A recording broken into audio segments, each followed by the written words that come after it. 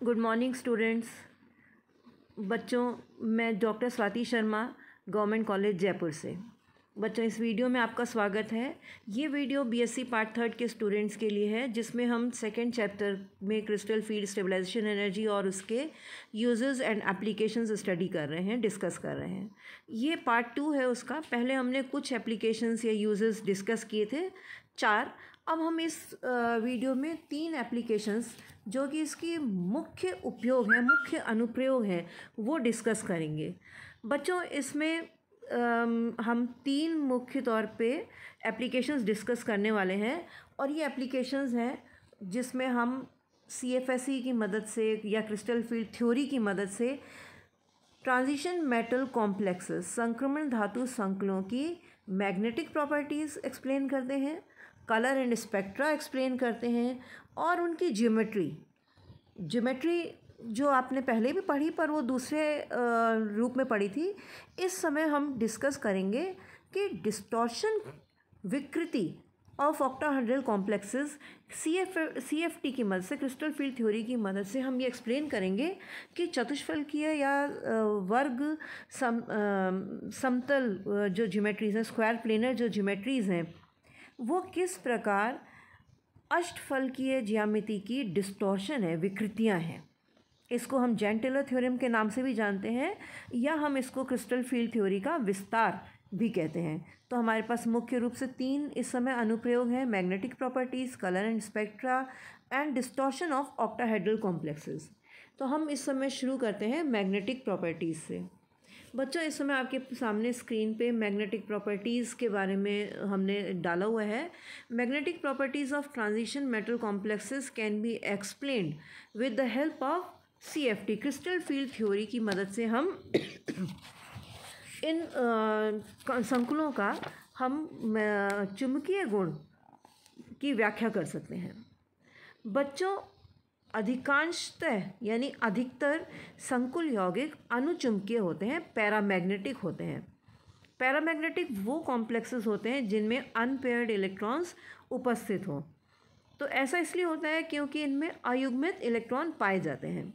Crystal क्षेत्र सिद्धांत के आधार पर कॉम्प्लेक्सेस के संकुलों के चुंबकीय गुणों की व्याख्या आसानी से की जा सकती है, क्योंकि हमने क्रिस्टल फील्ड स्प्लिटिंग पढ़ी। हमने डी इलेक्ट्रॉन्स का, धातु आयनों के डी इलेक्ट्रॉन्स का विपाटन पढ़ा, जब लिगेंड्स किसी विशिष्ट ज्यामिति के हिसाब से उनसे अंतःक्रिया करते हैं, उनके पास आते हैं।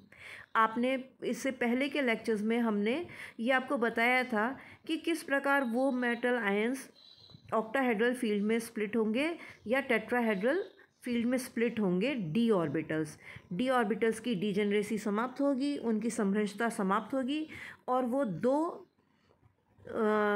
समूहों में, जो कि वो समूह आपस में 2 समूहों में विपाटित हो जाते हैं, डी ऑर्बिटल्स, और जो 2 समूह बनते हैं उन समूहों के डी कक्षक संभ्रंश होते हैं, यानी T2G और EG ऑक्टाहेड्रल कॉम्प्लेक्स में, T2 और E टेट्राहेड्रल कॉम्प्लेक्स में 2 समूह बनते हैं। स्क्वायर प्लेनर कॉम्प्लेक्सेस की भी हमने आपको स्प्लिटिंग सिखाई।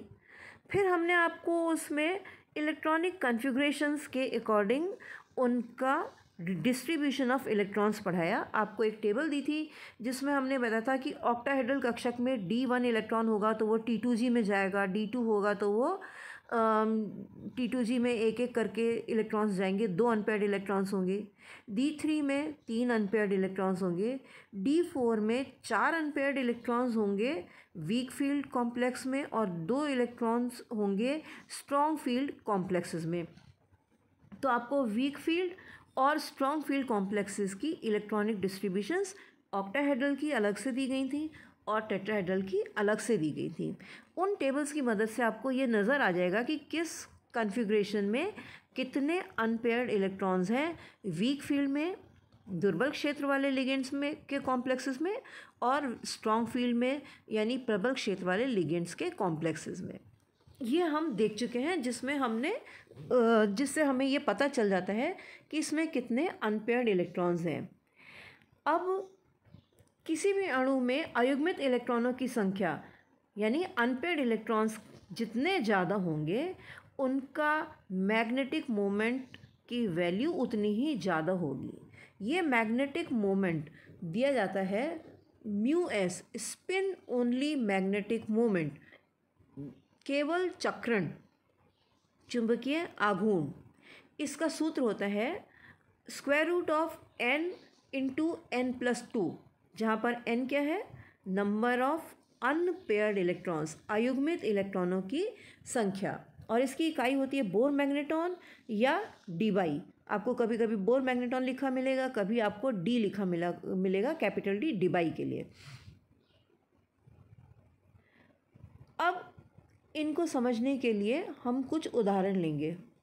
जैसे पहला उदाहरण हमने लिया कि हमारे पास manganese H2O whole 6 2+ and FeF6 3-, दो स्ट्रांगली पैरामैग्नेटिक कंपाउंड्स हैं जिनमें Mn2+ और Fe3+ आयंस का 5 अनपेयर्ड इलेक्ट्रॉन्स हैं। दोनों ही जो इस समय हमारे पास केंद्रीय धातु आयन हैं Mn2+ और Fe3+, दोनों में ही हमारे पास 5 अनपेयर्ड इलेक्ट्रॉन्स हैं। दूसरी तरफ FeNO2 whole 6 3- and FeCN6 whole 3- हैं, जो कि दुर्बल अनुचुंबकीय हैं, वीकली पैरामैग्नेटिक हैं, क्योंकि इन दोनों में जो मेटल आयन है उसके पास केवल एक ही अनपेयर्ड इलेक्ट्रॉन है, अयुग्मित इलेक्ट्रॉन एक ही है। किस लिए? क्योंकि क्रिस्टल फील्ड थ्योरी के हिसाब से जो पहला युग्म हमने संकुलों का दिया MnH2O whole 6 2+ and FeF6 whole 2-, उनमें फर्स्ट पेयर जो है वो वीक फील्ड कॉम्प्लेक्स है, यानी वीक फील्ड H2O और फ्लोरीन जो वाटर मॉलिक्यूल और फ्लोराइड आयन जो है वो वीक फील्ड लिगेंड्स हैं। वीक फील्ड लिगेंड्स होने की वजह से उनमें क्रिस्टल फील्ड स्प्लिटिंग एनर्जी कम होती है, पेयरिंग एनर्जी ज़्यादा होती है। इसीलिए जो इलेक्ट्रॉन्स हैं 5 इलेक्ट्रॉन्स वो पहले T2G में एक एक करके भर जाते हैं, फिर EG में चले जाते हैं बजाय पेयरिंग करने के। जबकि दूसरा जो युग्म दिया है संकुलों का, संकुल वो है नाइट्रो NO2 वाला और साइनाइड वाला। ये दोनों ही स्ट्रॉन्ग फील्ड लिगेंड्स हैं और इनकी स्प्लिटिंग एनर्जी ज़्यादा होती है पेयरिंग एनर्जी से। तो जो 5 इलेक्ट्रॉन्स हैं वो बजाय ऊपर वाले EG ऑर्बिटल्स में जाने के T2G में ही पेयरिंग कर देते हैं, और यहाँ पर हमें 2 इलेक्ट्रॉन युग्म मिलते हैं और 5वां इलेक्ट्रॉन अयुग्मित होता है। तो FeNO2 होल 6 3- और FeCN6 होल 3- के जो कॉम्प्लेक्सेस हैं इनमें अनपेयर्ड इलेक्ट्रॉन एक ही रह जाता है CFT के अकॉर्डिंग, और इसीलिए इनकी पैरामैग्नेटिक वैल्यू कम होती है।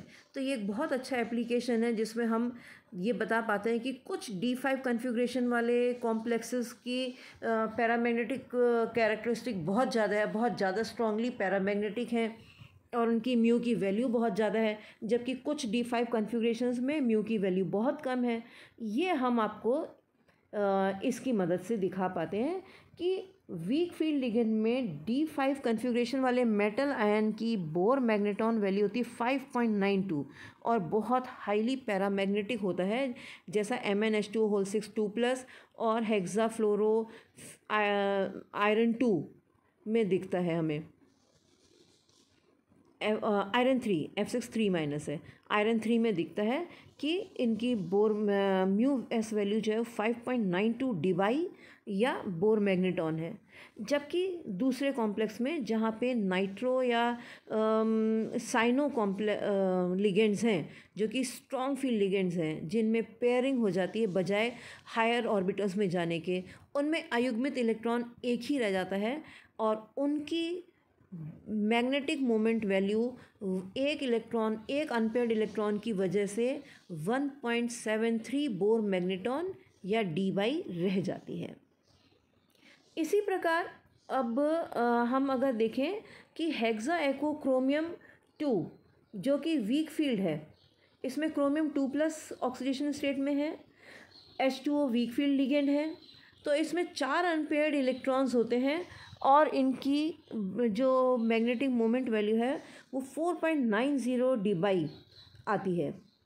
और दूसरी तरफ हेक्सासाइनोक्रोमियम 2 4- जिसमें चार्ज है। क्रोमियम की ऑक्सीडेशन स्टेट वही 2+ है, पर क्योंकि साइनाइड है जो कि एक स्ट्रॉन्ग फील्ड लिगेंड है, हमने देखा है सीरीज़ में कि साइनाइड के आगे सिर्फ कार्बोनिल आता है। साइनाइड जो है वो स्ट्रॉन्गेस्ट लिगेंड्स में आता है। इसमें 2 अनपेयर्ड इलेक्ट्रॉन्स मिलते हैं। ऊपर कितने थे? 4, क्योंकि चौथा इलेक्ट्रॉन नीचे T2G में 3 डिस्ट्रीब्यूट होने का चौथा इलेक्ट्रॉन हायर Eg ऑर्बिटल में चला गया था वीक फील्ड के केसेस में, लेकिन यहाँ पर चौथा इलेक्ट्रॉन पेयर अप हो जाता है क्योंकि स्ट्रॉन्ग फील्ड में स्प्लिटिंग एनर्जी बहुत ज़्यादा होती है, तो वो पेयरिंग कर लेता है। तो एक तो इलेक्ट्रॉन युग्म हो जाता है और बाकी के 2 इलेक्ट्रॉन्स अनपेयर्ड रहते हैं। तो यहाँ पर इनकी स्पिन ओनली मैग्नेटिक मोमेंट, जो चक्रण, केवल चक्रण आघूर्ण है, चुंबकीय आघूर्ण है, वो 2 इलेक्ट्रॉन्स को कॉरस्पॉन्डिंग 2.83 बोर मैग्नेटॉन या डीबाई प्राप्त होता है। इस तरह से हम क्रिस्टल फील्ड थ्योरी के हिसाब से उनकी स्प्लिटिंग वैल्यू कितनी है उसके हिसाब से जब इलेक्ट्रॉन्स का डिस्ट्रीब्यूशन होता है उस आधार पर हम संकुलों के चुंबकीय आघूर्ण की व्याख्या करने में सफल होते हैं कि कौन सा यौगिक कितना चुंबकीय आघूर्ण है। वो चुंबकीय आघूर्ण ज़्यादा है या कम है, उससे हमें पता चलता है कि अनपेयर्ड इलेक्ट्रॉन्स कितने हैं, और अनपेयर्ड इलेक्ट्रॉन्स कितने हैं उससे हमें ये भी समझ में आ जाता है कि लिगेंड बहुत ज़्यादा स्ट्रॉन्ग है। मतलब ये रिवर्स गियर में हम देख रहे हैं, पीछे की तरफ देख रहे हैं कि पहले हमने जो एरो पढ़ा है कि 2+2 ऑक्सीडेशन स्टेट है, वीक फील्ड है, 4 अनपेयर्ड इलेक्ट्रॉन है और डी बाई वैल्यू 4.90 है। इसको हम यूँ भी देख सकते हैं कि किसी यौगिक की डी बाई वैल्यू 4.9 है, इसका मतलब उसमें अनपेयर्ड इलेक्ट्रॉन्स 4 हैं। इसका मतलब है कि दुर्बल क्षेत्र वाला लिगेंड है और उसका जो संकुल है उसका चुंबकीय आघूर्ण कम होने से हमें ये भी पता चल जाता है कि वो दुर्बल क्षेत्र वाला लिगेंड है और इसमें जो स्प्लिटिंग है और जो उसमें इलेक्ट्रॉनिक डिस्ट्रीब्यूशन है वो किस प्रकार होगा। अब हम चलते हैं नेक्स्ट एप्लीकेशन की तरफ, जो कि है colour and spectra of metal complexes. बच्चों, हम क्रिस्टल फील्ड थ्योरी की मदद से यौगिकों के रंगीन होने या रंगहीन होने की बहुत अच्छी प्रकार से व्याख्या कर सकते हैं। कोई पदार्थ रंगहीन दिखता है अथवा रंगीन, ये इस बात पर निर्भर करेगा कि उस पदार्थ के मॉलिक्यूल, एटम या आयंस विजिबल रीजन में से कौन सी ऊर्जा अवशोषित करते हैं। ठीक है, अगर विजिबल रीजन से अवशोषित हो रही है ऊर्जा तो वो रंगीन दिखेगा, और यदि इंफ्रारेड, अवरक्त या अल्ट्रावायलेट रीजन से रेडिएशंस एब्जॉर्ब हो रही हैं, अवशोषित हो रही हैं, तो वो मॉलिक्यूल, अणु, एटम अथवा परमाणु अथवा आयन रंगीन दिखेगा अथवा रंगहीन दिखेगा। विजिबल रीजन में एब्जॉर्ब हो रही है तो वो रंगीन दिखेगा, IR या UV में हो रही है तो वो रंगहीन दिखेगा। अब अगर कोई पदार्थ विजिबल रीजन के क्षेत्र से के क्षेत्र से, प्रकाश के दृश्य क्षेत्र से ऊर्जा का अवशोषण करे तो उस पदार्थ से लौटा हुआ प्रकाश जो हमारी आंखों तक पहुंचेगा, हमें उस पदार्थ का वो रंग नज़र आएगा। कहने का मतलब है कि अगर एब्जॉर्ब किया वायलेट कलर और रिफ्लेक्ट होकर के, परावर्तित होकर के प्रकाश आया पीला या हरा, तो हमें यौगिक बैंगनी नहीं दिखेगा, वायलेट नहीं दिखेगा, हमें वो हरा पीला नज़र आएगा। नीला रंग एब्जॉर्ब होता है तो उसका कॉम्प्लीमेंट्री कलर जो रिफ्लेक्ट होकर के आता है वो हमें पीला पीला दिखाई देता है। तो इस प्रकार हमें कोई भी कलर के यौगिक में कौन सा कलर एब्जॉर्ब हो रहा है और कौन सा दिखाई हो देगा, ये समझने के लिए हमें कॉम्प्लीमेंट्री कलर्स की जानकारी होनी चाहिए। अगर आपको कोई कंपाउंड ग्रीन दिख रहा है तो उसने कौन सी रेडिएशन एब्जॉर्ब की है, कौन सा कलर एब्जॉर्ब किया है, ये हमें समझ में आना चाहिए। फॉर एग्ज़ाम्पल, हमें कोई कंपाउंड नीला दिख रहा है तो इसका मतलब है कि उसने 580 से 595 सेंटीमीटर इनवर्स की वेवलेंथ एब्जॉर्ब की है, जो कि येलो कलर है। कोई कंपाउंड हमें लाल दिख रहा है तो उसने नीला हरा रंग एब्जॉर्ब किया होगा, 490 से 500 सेंटीमीटर इन्वर्स वाली वेवलेंथ एब्जॉर्ब की होगी। यानी कॉम्प्लीमेंट्री कलर्स की जानकारी हमें होनी चाहिए, जो आपको आपकी बुक्स में टेबुलेटेड फॉर्म्स में मिल जाएगी। अब संक्रमण धातु के संकुलों में रंग जो है वो दो कारणों से होते हैं, जिनको हम क्रिस्टल फील्ड थ्योरी के आधार पर आसानी से समझा सकते हैं। पहला उसमें यहाँ पर एक मेन जो रीज़न है वो हमने आपको स्क्रीन पे दिया है, वो है T2G और EG में जब स्प्लिटिंग होती है, या टेट्राहेड्रल कॉम्प्लेक्सेस में E और T2 में जो स्प्लिटिंग होती है, तो स्प्लिटिंग एनर्जी कितनी है। जब दो भागों में डी कक्षक विपाटित होते हैं तो विपाटन ऊर्जा कितनी है, वो वाली रेडिएशन उस ऊर्जा के समानांतर जो मतलब उस ऊर्जा से संबंधित जो रंग है वो एब्जॉर्ब होगा और कॉम्प्लीमेंट्री कलर दिखाई देगा। अब इसका प्रोसेस बहुत सिंपल है कि हम एक उदाहरण ले लेते हैं कि टिटेनियम 1 है, टाइटेनियम 3+ आयन है, इसका डी में जो इलेक्ट्रॉन्स हैं वो 1 इलेक्ट्रॉन है और वो 6 पानी के मॉलिक्यूल से घिर करके ऑक्टाहेड्रल कॉम्प्लेक्स बना रहा है। स्प्लिटिंग जो डी ऑर्बिटल्स की होगी वो 6 पानी के मॉलिक्यूल्स की वजह से होगी और उसमें T2G लोअर एनर्जी लेवल होगा, EG हायर एनर्जी लेवल होगा। इसकी स्प्लिटिंग एनर्जी इसमें जो होगी वो वाटर के मॉलिक्यूल्स के आधार पर होगी और ये स्प्लिटिंग एनर्जी जो है 20,300 सेंटीमीटर इन्वर्स के बराबर होती है। अब एक इलेक्ट्रॉन जो है वो T2G ऑर्बिटल्स में आ जाएगा। जब ये आयन इलेक्ट्रोमैग्नेटिक रेडिएशन एब्जॉर्ब करता है तो ये इलेक्ट्रॉन एक्साइट होकर के EG ऑर्बिटल्स में चला जाता है। यही इलेक्ट्रॉन जो एनर्जी एब्जॉर्ब करके ऊपर गया है, जब ये वापस आता है ग्राउंड स्टेट पे तो वो स्प्लिटिंग एनर्जी के बराबर एनर्जी रिलीज़ करता है, जो कि अगर विजिबल रीजन में पड़ती है तो हमें कलर्ड दिखाई देगी, अगर वो IR या UV में पड़ेगी तो हमें कॉम्प्लेक्स जो है वो कलरलेस दिखाई देगा। अब एब्जॉर्प्शन स्पेक्ट्रम जो है टाइटेनियम 3+ कॉम्प्लेक्स का, इसमें 2 एब्जॉर्प्शन बैंड्स दिखते हैं।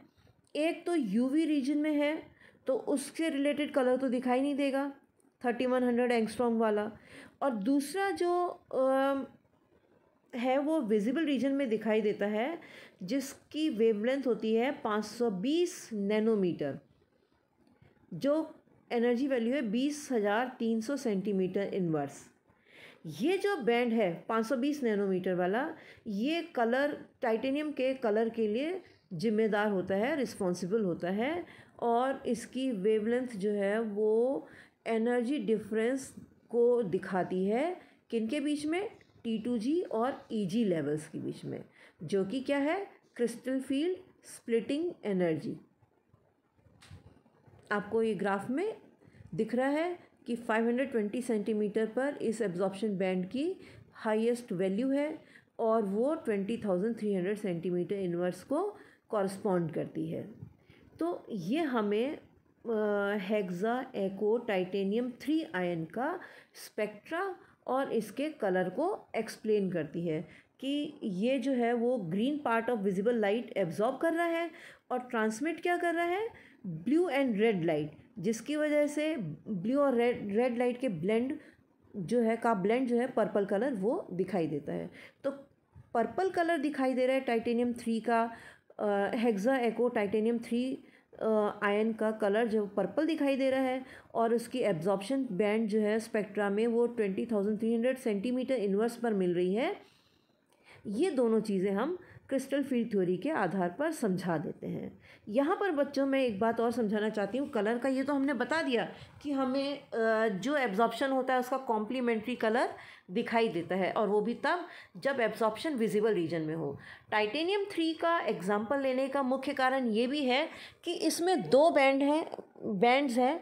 एक आपका चला गया UV रीजन में, 31,000 एंगस्ट्रॉम वाला UV रीजन में चला गया, और 520 नैनोमीटर यानी 20,300 सेंटीमीटर इन्वर्स वाला विजिबल रीजन में आ गया। तो इस टाइटेनियम 3+ को चुनने के दो कारण हैं कि आपको इसमें दोनों तरह के बैंड्स मिल गए, एक वो जो विजिबल रीजन में आ रहा है और एक वो जो यूवी रीजन में जो कि इनविजिबल है। और दूसरी बात ये कि इसका कलर पर्पल दिखाई दे रहा है जो कि absorb light green, visible region के ग्रीन हिस्से को के रेडिएशन के एब्जॉर्प्शन पे मिला है।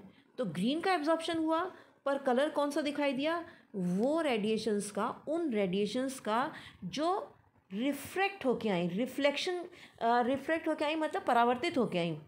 परावर्तन क्यों हुआ, जब वो इलेक्ट्रॉन वापस अपने ग्राउंड लेवल में आता है तो जो रेडिएशंस एब्जॉर्ब करता है, वो जो रेडिएशंस वो एमिट करता है, उनके कॉम्प्लीमेंट्री कलर्स हमें दिखाई देते हैं।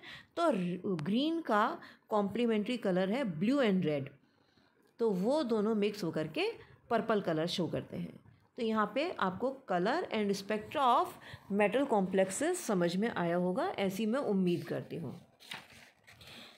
दूसरा एक रीज़न और होता है कलर का, जो कि हमने यहाँ पर लिखित में नहीं दिया है पर आप लोगों को वो देखने को मिलेगा और मैंने जो हिंदी के नोट्स दिए हैं उसमें भी आपको दिखेगा। दूसरा कारण होता है उसका कलर का, वो होता है चार्ज ट्रांसफ़र, आवेश स्थानांतरण स्पेक्ट्रा। संक्रमण धातुओं के संकुल यौगिकों में रंग होने का दूसरा महत्वपूर्ण कारण होता है इलेक्ट्रॉनों का एक मॉलिक्यूलर ऑर्बिटल से दूसरे मॉलिक्यूलर ऑर्बिटल में एक्साइट होना या ट्रांसफ़र होना। जब हमने आपको ट्रांजिशन मेटल कॉम्प्लेक्सेस के स्थायित्व को समझाया था, तब हमने ये बताया था कि जब लिगेंड्स अपने बहुत सारे इलेक्ट्रॉन्स सेंट्रल मेटल एटम को दे देते हैं तो उन मेटल आयंस को अनस्टेबल हो जाना चाहिए, क्योंकि अत्यधिक निगेटिव चार्ज वहाँ पे एक्यूमुलेट हो जाना चाहिए। पर ट्रांजिशन मेटल आयंस अपना संकुल को स्थायी करने का, खुद को स्थायी करने का रास्ता ढूंढते हैं। उन रास्तों में से एक रास्ता है बैक बॉन्डिंग। बैक बॉन्डिंग में ट्रांजिशन मेटल कॉम्प्लेक्सेस अपने भरे हुए डी कक्षकों की बॉन्डिंग करवाते हैं लिगेंड्स के एम्प्टी पाई ऑर्बिटल से। अब पाई बंध बनाए हो तो भरा हुआ होना चाहिए, तो एम्प्टी पाई ऑर्बिटल क्या होता है, pi star anti bonding molecular orbital, भरे हुए डी कक्षक धातु आयन के और लिगेंड्स के रिक्त एंटी बॉन्डिंग पाई ऑर्बिटल्स में ओवरलैपिंग होती है। चार्ज का स्थानांतरण मेटल आयन से वापस लिगेंड की तरफ होता है, इस वजह से चार्जेस जो हैं वो बैलेंस हो जाते हैं। इसको डी पाई पी पाई बैक बॉन्डिंग कहते हैं। अब ये जो कलर्स हैं, धातु आयन तथा लिगेंड मॉलिक्यूल्स या आयनों में आणविक कक्षकों के मध्य इलेक्ट्रॉन्स का संक्रमण होता है। इस संक्रमण में इलेक्ट्रॉन विजिबल रीजन में एब्जॉर्ब करते हैं और यौगिक रंगीन दिखते हैं। डीडी संक्रमण की तुलना में आवेश स्थानांतरण से उत्पन्न रंग अधिक गहरे होते हैं। यानी हमने जो पहले T2G से EG ट्रांजिशन बताया, उसके मुकाबले ये जो डी पाई पी पाई बैक बॉन्डिंग में चार्ज ट्रांसफ़र हुआ है और इन पाई ऑर्बिटल्स में जो इलेक्ट्रॉनिक ट्रांजिशंस होते हैं, उनकी वजह से जो कलर्स उत्पन्न होते हैं वो ज़्यादा गहरे होते हैं। संक्रमण धातुओं में आयन पर धनावेश की जितनी ज़्यादा मात्रा होगी उसका रंग उतना ही गहरा होगा, क्योंकि लिगेंड से धातु आयन पर आवेश स्थानांतरण की संभावना उतनी ही अधिक होगी। कुछ ऐसे एग्जाम्पल्स हैं जिनमें इलेक्ट्रॉनिक कन्फिग्रेशन D0 है, तो उनमें DD ट्रांजिशन की कोई संभावना ही नहीं होती। तो कुछ यौगिक जो हैं वो ऐसे आयनों के जिनके इलेक्ट्रॉनिक विन्यास D0 हैं, उनके कुछ यौगिक जो हैं वो रंगहीन मिलेंगे। जैसे टाइटेनियम 4+ के संकुल रंगहीन होते हैं क्योंकि D0 कन्फिग्रेशन है, लेकिन वेनेडियम V5+ से मैंगनीज Mn7+ तक धनायनों पर आवेश की मात्रा बढ़ने से इनके डी इलेक्ट्रॉन्स ज़ीरो हैं, फिर भी लिगेंड के इलेक्ट्रॉनों को ग्रहण करने की शक्ति बढ़ जाती है, अर्थात आवेश स्थानांतरण की संभावना बढ़ती जाती है और इनका रंग गहरा होता जाता है। वेनेडियम 5+ D0 कन्फिग्रेशन है, लेकिन इसका रंग नारंगी पीला होता है। क्रोमियम 6+ का D0 कन्फिग्रेशन है, नारंगी रंग का होता है। मैंगनीज 7+ D0 कन्फिग्रेशन है, पर यह गहरा बैंगनी कलर का होता है। अब हम तीसरी इसकी एप्लीकेशन की ओर बढ़ेंगे। बच्चों, ये है distortion of complexes and Jahn Teller theorem. Jahn Teller theorem distortion of complexes से रिलेटेड ही है स्पेशली, और इसको हम extension of crystal field theory भी कहते हैं। ये एक बहुत महत्वपूर्ण एप्लीकेशन है, अनुप्रयोग है क्रिस्टल फील्ड थ्योरी का। बच्चों, 6 कोऑर्डिनेटेड कॉम्प्लेक्सेस में मेटल लिगेंड्स जो हैं वो सभी मेटल लिगेंड्स बराबर के होते हैं और उनकी बॉन्ड लेंथ बराबर होती है, तो उनको हम रेगुलर या सिमेट्रिकल कॉम्प्लेक्सेस कहते हैं। और जिसमें 6 बॉन्ड डिस्टेंसेस बराबर नहीं हो, उनको हम डिस्टॉर्टेड या एसिमेट्रिकल कॉम्प्लेक्सेस कहते हैं। ये जो डिस्टॉर्शन है ऑक्टाहेड्रल कॉम्प्लेक्सेस में, अगर ये बहुत ज़्यादा हो जाए तो हम उसको डायगोनल, ट्राइगोनल या टेट्रागोनल डिस्टॉर्शन कहते हैं। टेट्रागोनल डिस्टॉर्टेड या टेट्रागोनल कॉम्प्लेक्सेस जो हैं चतुष्फलकीय रूप से विकृत अथवा चतुष्फलकीय संकुल जो हैं वो हम 2 तरीक़ों से प्राप्त कर लेते हैं। वो होता है कि हम 2 ट्रांसलिगेंड्स, अब यहाँ पे ट्रांसलिगेंड समझिए कि जब ऑक्टाहेड्रल ज्योमेट्री बनती है, ऑक्टाहेड्रल ज्योमेट्री की डिस्टॉर्शन से ही तो टेट्रागोनल ज्योमेट्री बन रही है ना, तो सॉरी, जो ऑक्टाहेड्रल ज्योमेट्री है उसमें 4 लिगेंड्स तो एक वर्ग में होते हैं, एक समतल में होते हैं, और 2 जो हैं वो ऊपर और नीचे इस समतल के XY प्लेन के ऊपर Z एक्सिस पे होते हैं, प्लस Z एक्सिस पे और माइनस Z एक्सिस पे। ये जो प्लस Z और माइनस Z एक्सिस वाले लिगेंड्स हैं, इनको हम ट्रांस लिगेंड्स कहते हैं। स्पष्ट है? अब ये जो ट्रांस लिगेंड्स हैं Z एक्सिस पे पड़ने वाले, वो थोड़ा दूर चले जाएं, तो पहला तरीका टेट्रागोनल डिस्टॉर्शन का, चतुष्फलकीय विकृति का पहला तरीका जो है वो है by moving away the 2 trans ligands lying on Z axis. Z axis पर पड़ने वाले ट्रांस लिगेंड्स को हम दूर ले जाएं, जैसे कि कॉपर क्लोराइड क्रिस्टल में होता है, जिसमें हर कॉपर आयन 6 क्लोराइड आयन से सराउंडेड होता है। 4 क्लोराइड आयन्स तो 2.30 एंगस्ट्रॉम पे है, जो कि समतल में होते हैं, और जो बाकी के 2 क्लोराइड आयन्स हैं वो 2.45 एंगस्ट्रॉम पे हैं कॉपर आयन से। सॉरी, 4 2.30 पे हैं और 2 2.95 पे, तो 2.95 ज़्यादा डिस्टेंस हो गया। 2 क्लोराइड आयन्स जो कि ट्रांस क्लोराइड आयन्स हैं, जो कि Z एक्सिस पे हैं, उनको थोड़ा दूर कर दिया गया है।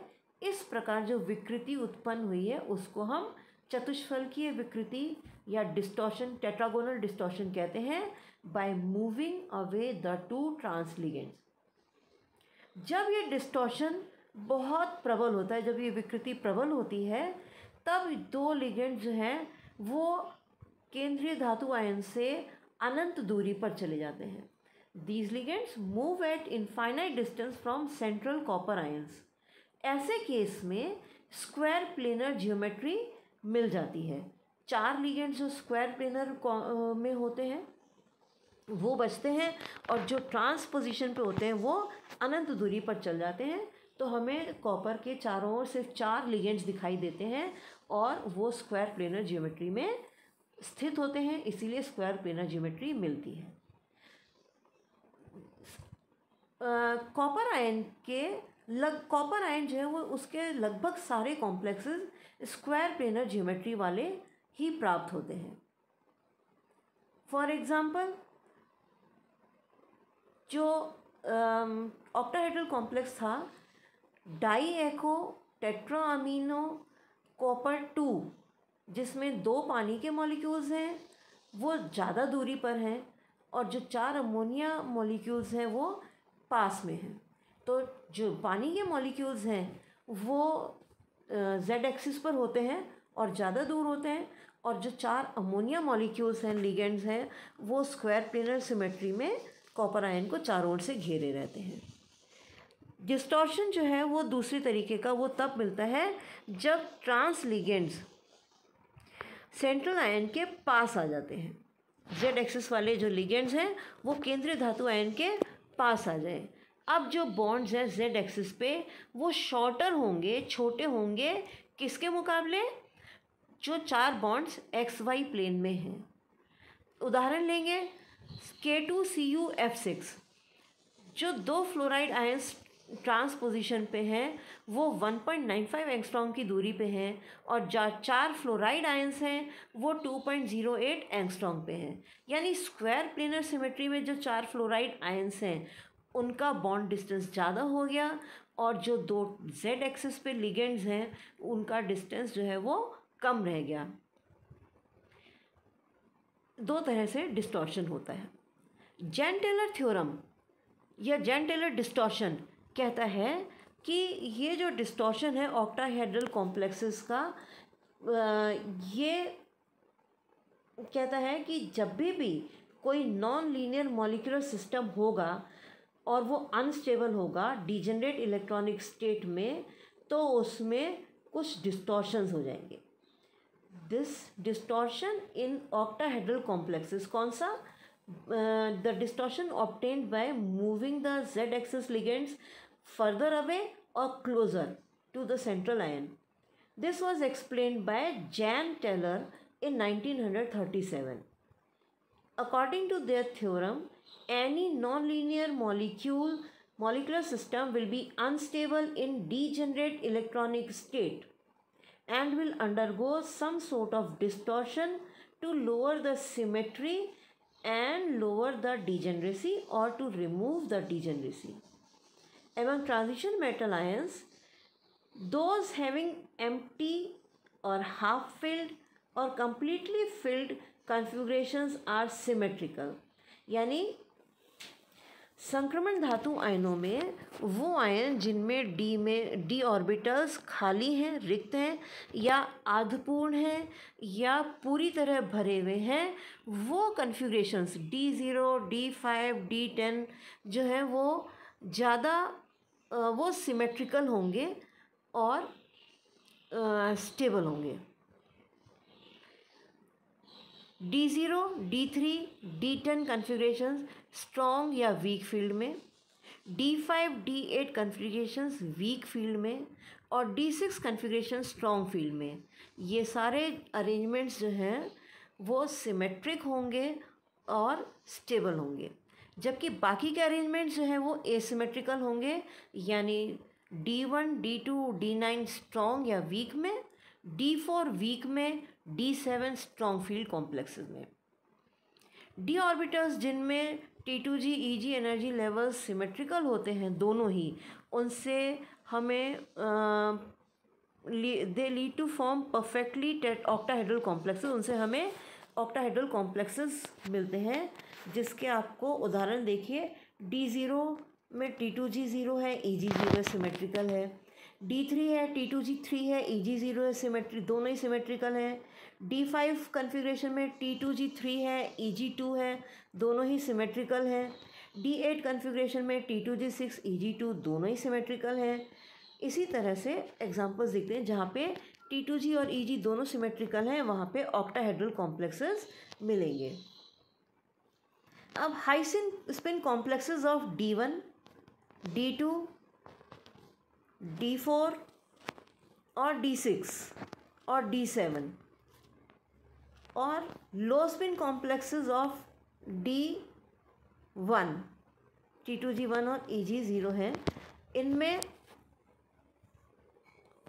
और D2, D4 और D5 ये जिसमें कि T2G ऑर्बिटल्स आर एसिमेट्रिक, इनमें स्लाइट डिस्टॉर्शन होता है, हल्का सा डिस्टॉर्शन होता है फ्रॉम ऑक्टाहेड्रल शेप, जिसमें सिर्फ T2G ऑर्बिटल्स एसिमेट्रिक हैं, जिनके उदाहरण अभी ऊपर दिए, उनमें थोड़ा सा ही हल्का सा डिस्टॉर्शन होता है। इसके विपरीत अगर EG ऑर्बिटल्स एसिमेट्रिक होते हैं, जैसे कि उदाहरण दिए गए D7 configuration, D8 configuration, D9 configuration of low spin complexes and D4 configuration और D9 configuration of high spin complexes, जिसमें T2G एसिमेट्रिक हैं, उनमें बहुत स्ट्रॉन्ग डिस्टॉर्शन देखने को मिलता है। ये ऊपर की 3 बातें हमने समराइज़ की हैं कि T2G सिमेट्रिक हो और EG सिमेट्रिक हो तो हमको परफेक्ट ऑक्टाहेड्रल कॉम्प्लेक्स मिलेगा, उसमें कोई डिस्टॉर्शन नहीं मिलेगा। हल्का सा डिस्टॉर्शन मिलेगा अगर हमारा T2G एसिमेट्रिक हो और EG सिमेट्रिक हो। अगर EG एसिमेट्रिक हो तो बहुत प्रबल डिस्टॉर्शन देखने को मिलेगा, और अगर EG2 हो लो स्पिनिंग कॉम्प्लेक्सेस में तो भी प्रबल डिस्टॉर्शन देखने को मिलता है।